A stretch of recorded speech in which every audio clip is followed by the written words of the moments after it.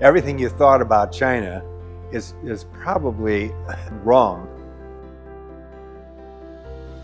This popped up the wonders of China as something brand new and different, and we really wanted to do something completely different. Who else gets to go to China? I've never heard anybody gets to go to China, so we went. I would say that China has probably been one of my biggest surprises. I think, having traveled 13 times on Viking, both pretty much half river, half ocean, I would say that this is probably one of my biggest surprises. What we saw was, I think, something that I hadn't imagined China as being. It's very clean. It's very kind. I love China. I was told the opposite of things about China. It's dirty. You better wear black shoes. Be careful. It's like not safe. It was the exact opposite. Everybody was lovely. Yeah, don't be afraid to come to China. They're warm, wonderful people, and they're very curious about us, and we should be as equally curious about them. We met Richard in Beijing. He was our staff tour guide, and the first thing we asked him, have you worked with Viking before? He said, yes, since 2004. And all the staff that we have met have worked for Viking previously. So even though this was Viking's maiden voyage as an ocean cruise in China, the staff here not only speaks English and does the tours, but they have been accustomed to the Viking standard for 10, 15 years, which is phenomenal. And again, that's why we appreciate traveling with Viking. My best experience was in standing in the courtyard of a Buddhist temple in Quinzu, and a young girl came up to us, probably 12, 13 years old, from her family. She waved and smiled and said, welcomed us to China, and asked our names and had a great conversation. She was so excited to engage, and that was very rewarding. The people, the cities, the cleanliness, everything that I saw has been absolutely a wonder and really inspiring. Yes, I would recommend it, certainly. There's nothing to fear. It's probably one of the safest places in the world to be, actually. Everybody was so kind and nice, so it was fun to see it, and it was something I would never expect to see anywhere.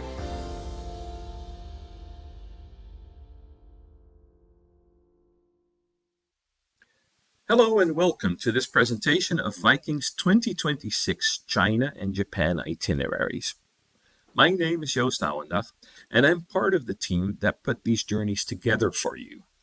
And I would like to begin with introducing, or rather reintroducing, the Viking Yi Dun, the ship that you see here against or in front of the skyline of Shanghai. This is the Pudong side, the modern side of Shanghai. The Yi Dun you may have previously known as the Viking Sun. It is now a Chinese flagged ship, and it's part of a joint venture with the China Merchant Group that has allowed us to do things that other ships in the world cannot do when it comes to China. And I'll get to that a little bit later. It's important to give you an idea of what are the small differences between other Viking ships and what is the exact same as on the other Viking ships. For starters, the spa, as you can see on the next slide, it's the same as it is on all the other ships. The services are the exact same, as are some of the dining venues, like Manfredi's, as you can see here, the exact same Italian restaurant that you've learned to love on other Viking vessels. The library, all the public spaces, they're all the exact same. We haven't done a whole lot to the interior. And now let's talk about a handful of differences. First off, In the World Cafe, you will find that we have a few more Asian dishes, perhaps. And that is just to stay with the destination, because we do use this ship exclusively for journeys in the Far East. You see Jean Glock here, and she is sitting there enjoying hot pot, because we have some of the tables that have a hole in the middle, essentially, in which we can lower a hot pot, which is a very traditional way of cooking food on the table in China. We do this al fresco out in the open, and that's proven very popular with this year's 2025 China cruises, China coastal cruises. Another thing is that we have, in a nod to our partner in this venture, we have rechristened Tórshavn into 1872. And essentially, the venue is still the same, but the drinks, for instance, have a little bit of an Asian flair. You can get your regular whiskeys, you can get your beers and your wines, but you also have a little bit of extra on the menu. And finally, in the Stir Theater, we have some of the entertainment, some of the lectures, some of the presentations that you're used to on other Viking ships. The entertainment itself has a little bit of a Chinese flavor.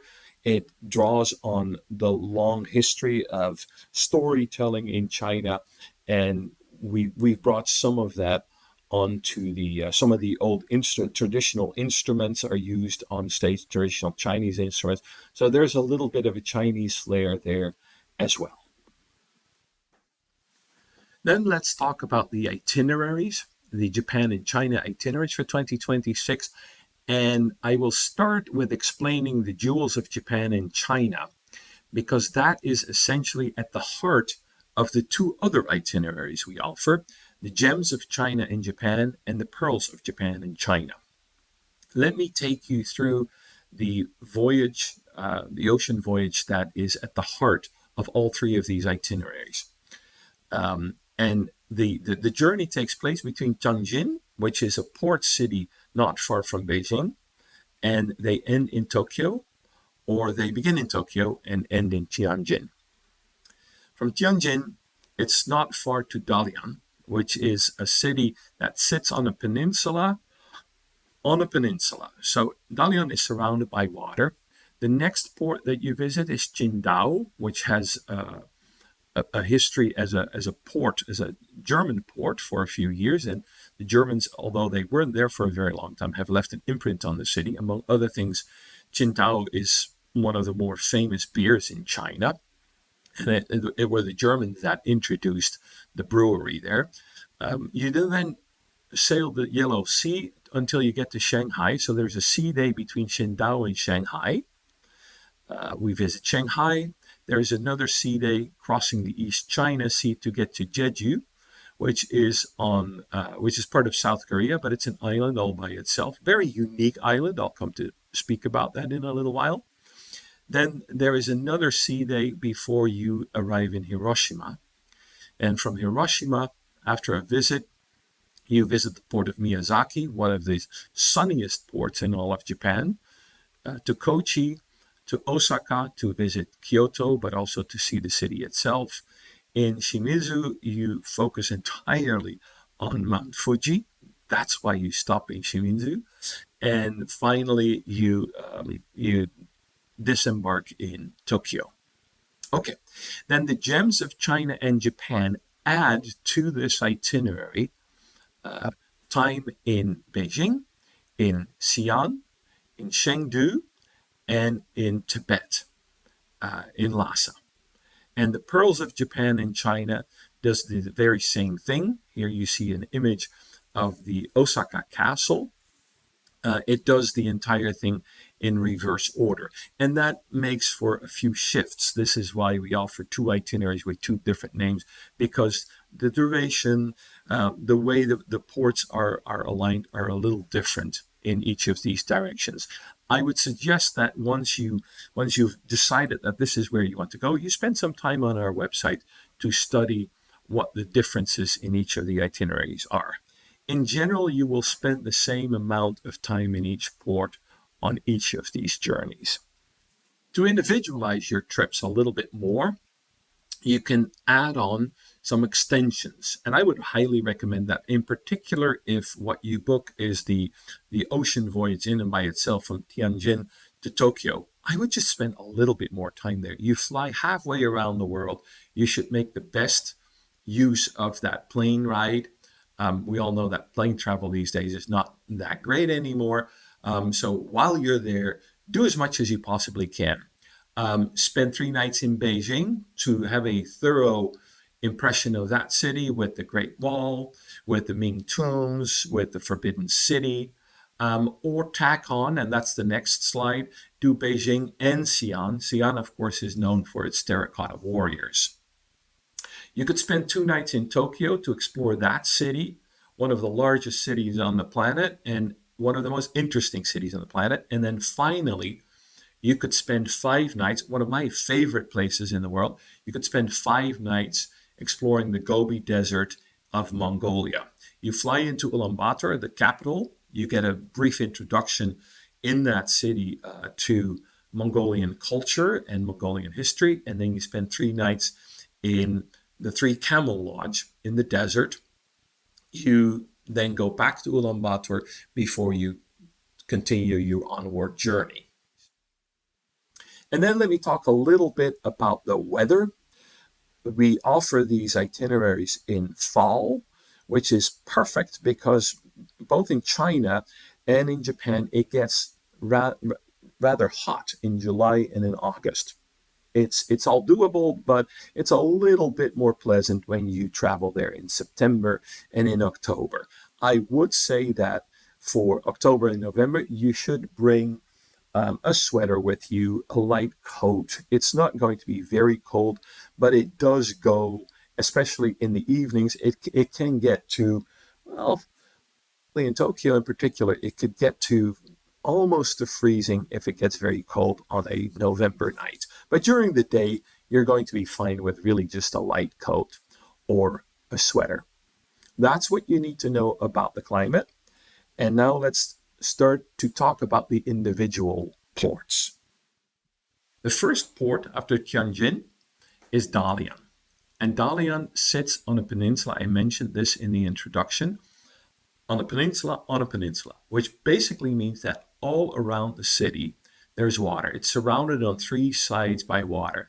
And that makes for a perfect climate. It makes Dalian one of the most livable cities in all of China. It also, in its history, has made it into a prized asset for people, for countries that wanted to control that part of the world. So Dalian has seen occupation by Americans, by Brits, by the Russians. Today, of course, it's a Chinese city. That column that you see there in the middle from this park, Dalian has a lot of different parks. And this is basically what you do on the tour of the city. You almost go from park to park and you see the city in between. So lots of beautiful views there. The next slide also shows you a view. This is the Labor Park, dedicated, of course, to the laborers. And I didn't finish my train of thought about the column. That column has by now disappeared. It was designed and erected there by a local politician who, as it turned out, was a rather corrupt man. And in the wake of his fall from grace, that column was removed. The next city that you will visit is Qingdao. And the image that you see here could be anywhere except for the red lanterns, of course, but it could be anywhere in Germany. You will, especially in the south of Germany, you will find buildings that look strangely similar to these. And this, of course, has to do with the fact that Dalian in 1897 became a German port. This was at a time where the Chinese were forced to give up port cities so that European nations, colonial nations, could trade with China. And Qingdao became a German city for a little while. It didn't last all that long. World War I came early in the 20th century, and Qingdao changed hands from Germany to Japan.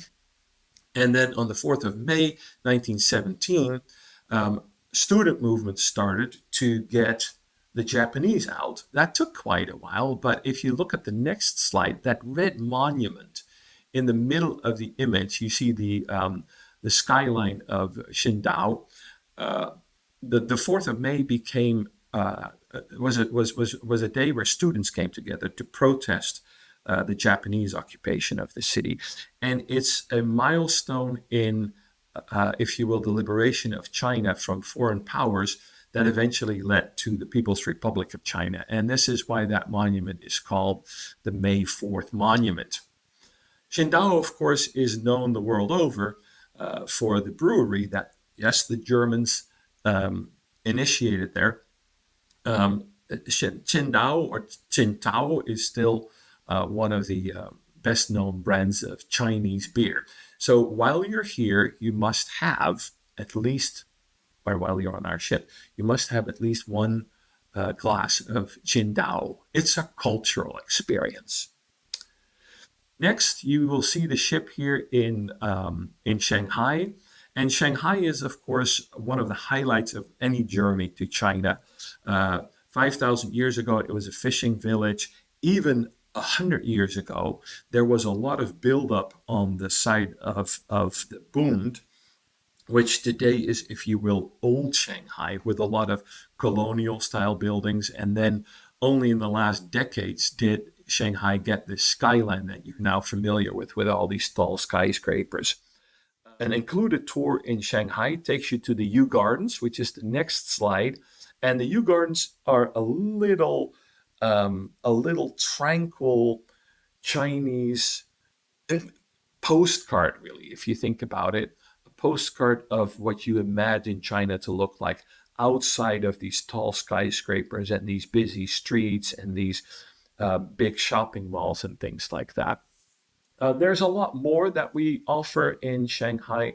You have a very wide choice of excursions here. After Shanghai, as I mentioned, you will be crossing towards South Korea, specifically to the island of Jeju.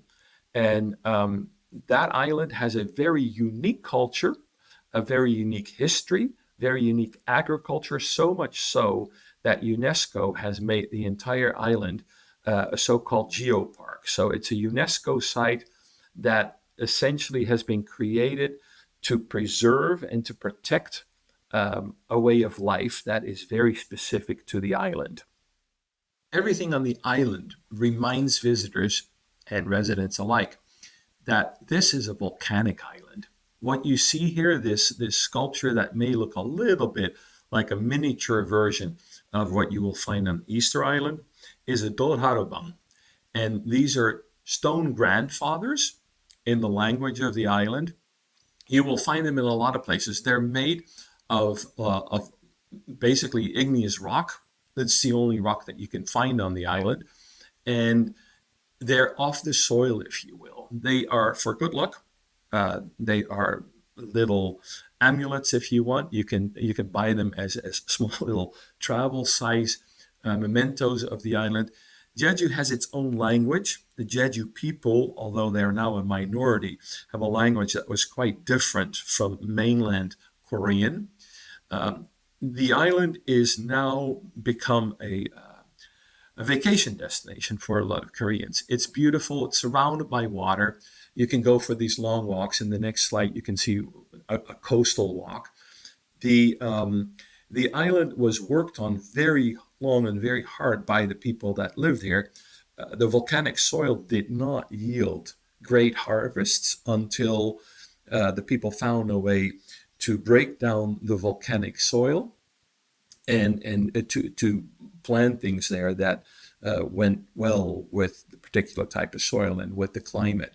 In the markets today, you find things that are from the island. Of course, these days, a lot can be imported, but people still have a cuisine that is very much of the island. And this is, I think, what makes Jeju such a unique place. After a day at sea, you will then arrive in Hiroshima. And Hiroshima is, of course, particularly in the West, especially known for the fact that the atom bomb was dropped there. And this is a big part of the experience, that you go to the memorial which tells the story of what happened to Hiroshima in the wake of that bomb. It's a very poignant reminder of why not to drop these bombs. There is this monument that you can see here in the slide on the left that was an industrial building. That was one of the very few buildings that was left standing after the blast. It's actually not that far from where the bomb detonated, and it's a miracle that it has survived. It's left as a memorial to what happened on that day. The next slide shows you something that has a little bit to do with the devastation after World War II. Okonomiyaki is essentially, you could think of it as a common sort of, it's not a pizza and it's not a pancake. It's something in between, and you can have okonomiyaki with all kinds of ingredients. After the war, there wasn't a lot around, and this was a way to create some comfort food, essentially of scraps. So it is the ultimate comfort food. I highly recommend that you try some okonomiyaki while you're in Hiroshima. There's a street that has nothing but okonomiyaki restaurants. The other thing that you would have to do when you go to Hiroshima is a visit to the Itsukushima Island and the shrine that you find there. You probably recognize, if you look at the gate there in the middle with its feet in the water, you might have seen that picture. It's a UNESCO World Heritage Site, and it's become one of those very iconic images of Japan. So the entire shrine sits on a floodplain. And as you can see in the foreground with all the green algae, the whole place kind of floods. So the shrine is built on stilts, and there are walkways that connect each individual pavilion. The only place that you cannot get to during high tide is the actual gate itself. But it's a gorgeous sight. There are little deer that walk around everywhere. They're native to the island. It is kind of this little island paradise away from Hiroshima itself. The city has a completely restored castle, one of those feudal castles that are these tall towers that you can see here in the image. In the foreground, you see some pink trees, and those are, of course, cherry blossom trees. Keep in mind that while you're there, you can buy postcards of cherry blossoms, but you're not there in cherry blossom season. Doesn't really matter, because gardens and parks in Japan are always beautiful. They're designed to offer something to visitors at any time of year. And in the next slide, you can see one of these small parks. The name of this park actually says miniature version of the world, and that's a very loose translation. But you literally have in a very small, the park itself is very small. You can walk around in it. It takes about 45 minutes. If you spend a little bit more time, it can take an hour. But you literally move from one world into another. In that park, by the way, there's a single tree that still has a branch that has some leaves on it. It's a tree that survived the blast of the atomic bomb on Hiroshima. Our next port of call is Miyazaki. And what you see here is the Takachiyo Gorge.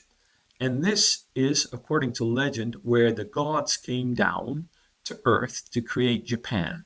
It has a stunning waterfall, and there are little boats that go up and down the gorge. And if you want to get a little wet, you can get quite close to that waterfall. Miyazaki is built on cliffs that descend down in steps towards the sea. And this means that in many places you will have to walk some stairs here and there. This is a gate in Obi Town. It's part of a park-like setting that leads all the way up to the Ayoshima Shrine in the next slide. And this is very typical of Japan on the outskirts, and sometimes in the middle of towns you have parks that contain these shrines, smaller and bigger shrines. And the entire idea is that you walk from shrine to shrine, and you may leave a little wish or a little prayer in each of the shrines as you move on. The next port you visit is Kochi. And what you see on the left-hand side is an overview from a mountain observatory of what the city looks like. And on the right-hand side, in this case, this is a temple, the Shikurinji temple. The difference between a temple and a shrine is essentially the religion. Temples are Buddhist houses of worship, where shrines are Shintoist. And what you will find, and this is not uncommon in much of Asia, the Japanese will, their own religious beliefs are quite often a blend of the two. In the next slide, you see the castle of Kochi, and that's one of the very few castles that has remained in its original state. So that is quite a that's quite a good site. If you want to focus on a particular thing in Kochi, I would recommend that you book an excursion to just see the castle. Next, we will find ourselves in Osaka. And Osaka is one of the larger cities in Japan, and it is one of those brilliant blends of some very traditional, some very ancient shrines, temples, and parks. You can see this beautiful red bridge in one of the parks in Osaka, and in the next slide, you can see that juxtaposition of a Shinto shrine. Next to it, one of the tallest skyscrapers in Asia. I think this is the tallest building in Japan. Osaka is also the gateway to a lot of other places in Japan, such as Kyoto and Nara, and both of those cities are known for their long history. They play a great role of importance in Japan becoming the nation it is today. So historical visits to those cities are also highlights of any visit to Japan. Let's talk about it a little bit more. Oh, but before we do, this is a perfect picture of the castle of Osaka, which is also, has seen a little restoration, seen a little destruction over the years. This is from the 16th century, and it is, in its size and in how well many parts of it are preserved, certainly also one of the castles that you might want to visit. Next slide is another image of a very iconic building in Osaka. Again, it symbolizes how this is a very modern city, which also cherishes its past. And then the next slide, we're finally then in Kyoto, and this is the Fushimi Shrine. This is a forest, if you will, of these torii gates. Each one of these gates has wishes, hopes, dreams written on them. They're donated by organizations, by guilds, and there are some 10,000s on a hill just outside of Kyoto that you can walk through. You don't have to walk through all 10,000 of them to get a good idea of what the place is like. It's something that's a little out of this world, really. The next slide shows you the Tenryu Temple. This sits in a complex of temples, again, just on the outskirts of Kyoto. And this is a Buddhist temple. The next one is the Todaji Temple, and that one is already in Nara. We have an excursion that focuses on Nara, where Buddhism, for a long period of time, was the predominant religion. So even the next temple that you see here, the Horyuji Temple, is a Buddhist temple, and that is reportedly one of the oldest buildings, one of the oldest wooden buildings in the world. This goes back to the 6th century, at least parts of the building. The next port of call always makes me laugh a little bit. Shimizu is a city in its own right, but it's really, people go there to see Mount Fuji. And you see Mount Fuji in this slide, you see it in the next slide, you see it anywhere. And that is almost going back to the famous block prints of some of the great artists of Japan. Hokusai, for instance, made these all these views of Mount Fuji that became classics of Japanese block print art. There is a museum for another one of these artists, Hiroshima, that you can visit in Shimizu. So there is more than just the views of the mountain, but it is a very, very important part of the Shimizu experience, if you will.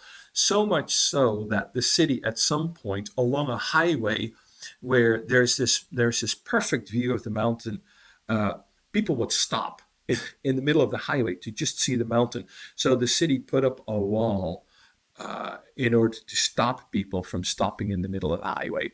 We have a number of excursions that focus on the culture of Japan, that focus on the food and on the drink of Japan. What you see in that next slide are some jugs that are used to hold sake in, and we weave culture into the landscape here to give you a little bit more than just that highway stop to see Mount Fuji. And of course, all of this is weather permitting. The views of Mount Fuji, sadly, cannot be guaranteed. But what we can guarantee you is that with everything else that is inside of these excursions, you'll still have a grand time. And now, as you're looking at one of the great pagodas of Xi'an, let's talk a little bit about what you do on land in China before or after the voyage. Because this is something that we brought back, if you will, from our Yangtze River cruises that we did many years ago. We always included land portions because some of the places that you must visit in China, you can't get to by water. So there are land-based components in our voyages. We have an excellent group of guides that have been with us for a very long time, many of whom have worked on the river ships before and on the land programs before and after. So these are fully guided programs where you're cared for all around with the same person traveling with you from start to finish. You will see outside of the pagoda in Xi'an, you will see the Great Walls, the city walls around the city, and of course the terracotta warriors. 2,200 years ago, the first emperor of the first Qin emperor who united the country had these thousands and thousands of terracotta soldiers made for his own gravesite, for his own memorial, and those were uncovered a few decades ago, and they've become very rapidly one of the best known archaeological sites in the world. You also have the opportunity to visit Lhasa, the capital of Tibet province in China. And what you see here is the Potala Palace, the erstwhile home of the Dalai Lama, and still one of the very important shrines, if you will, important pilgrimage places for Tibetan Buddhism. In the next slide, you see the Yokhang Temple, which is another shrine, another very important goal for pilgrims that visit Lhasa, that walk around the temple a number of times. It's kind of this meditation that you do in the middle of a very busy city that is really something very, very different from anything you experience in other parts of China. Tibet is really kind of a world apart. You visit the Tsangkung Nunnery, which is where you learn about how the nuns in Lhasa live. It's a very, very spiritual city. It's also a little chaotic, but that is a big part of the charm. And you visit a monastery where you can observe monks argue amongst each other. It's a very big part of Tibetan Buddhism that you train each other, that young men that go into the monastery work with each other to really understand enlightenment, Buddhist enlightenment, understand the right path, and they do so in a ritual that looks a little bit like a heated argument. I've been always reassured that it is actually just a ritual where young men learn the basic tenets of their religion. And the gateway to Lhasa is Chengdu. It's the easiest connection to that city by air. And of course, Chengdu is not just a gateway to Tibet, it's also where it's a capital of Sichuan, which means it's a cultural hub. And it's also where around the city you have several panda bases. We visit one of them to see giant pandas in a setting that is as close of an approximation to a natural setting as is possible within the confines of caring for the animals, keeping them safe, and so on and so forth. It's the best place in the world to really see pandas. And this is where we take you when we take you to Chengdu. In the evening, you have the option of visiting a Sichuan opera performance, which is very much unlike the Beijing opera. It's an experience in and by itself. And always keep in mind, the Chinese have had 5,000 years to develop a lot of these art forms that make them very intricate, that make them quite exotic, that make them follow very specific rules that are not always that easy to understand, but they're magnificent spectacles to just behold. Training for these artists takes years and years and years, so it's perfection in motion, if you will. Perfection in motion, perfection in sound. I'd highly recommend that you do this at least once while you're in China, to visit one of these evening performances. Then let me talk a little bit about the China voyages that we inaugurated in 2025, and to great acclaim. We still have those also in 2026. We're not just shuttling back and forth between China and Japan. We have the coastal voyages where you visit places like this place here. Here you see the Wanghai Tower in Dongtao. Dongtao is a small city, relatively small city, that sits on an island. Along the coast of China, there's a whole string of these islands. And mainly, interestingly enough, the ports that we visit are on islands. And then there are connections, usually, as you can see in this image, these long bridges that connect the islands to the mainland. Each one of these islands has its own unique culture, and each of these cities has not seen a whole lot of Western visitors, which make them great places for a bit of a cultural connection. There's something quite refreshing, and it's a great icebreaker if someone that lives in Dongtao wants to take your picture because they think you're about as exotic to them as they may be to you, or as a building may be to you. They will look at you and say, well, that's something we've never seen here before, because so few Western visitors have traveled to this part of the world. In the next few slides, you can see what the coastal voyage entails. It's essentially between the ports of Shenzhen, near Hong Kong, and Shanghai. And from north to south, the places that you visit are Wenzhou, Dongtao, Pingtang, Xiamen, and then Shenzhen. And again, each of these cities has its own charm. You can actually watch some of the videos that we have on the site and that we have on Viking.TV to get an idea of what some of these places are like. And this week, there are quite a few of those that you could view.